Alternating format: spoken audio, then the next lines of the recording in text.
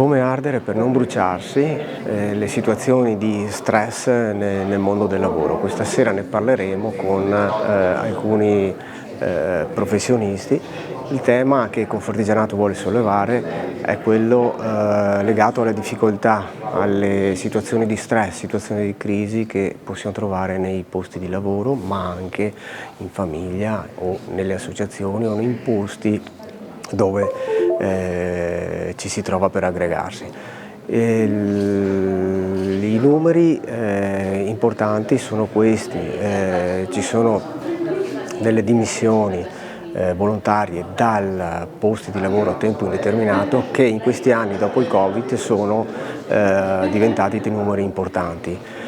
Sicuramente questo fenomeno può avere delle cause molteplici, ma una delle più importanti può essere sicuramente quella di situazioni di stress che vengono a trovarsi sul posto di lavoro. Ecco, questa sera ne parleremo e affronteremo il problema. Confartigianato ha a cuore questo tema perché si augura che per i propri imprenditori, per i propri soci e per i loro collaboratori vivere in un ambiente dove si vive un lavoro con una situazione di serenità e di rilassatezza possa solo produrre dei benefici al mondo economico.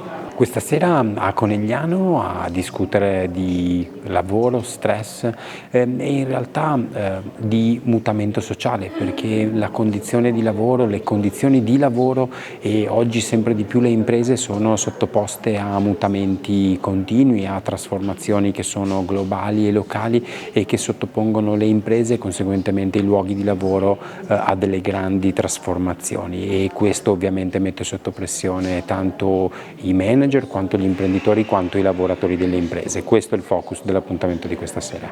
Siamo qua con il Confartigianato di Conegliano a parlare di stress, e lo stress è veramente fondamentale perché se si riesce a gestire le nostre energie funzionano molto meglio. Parliamo di stress di lavoro e quindi di tutti i rimedi che possono essere significativi per mettere a terra delle cose riguardo l'equilibrio e riguardo la capacità di gestire le situazioni anche difficili.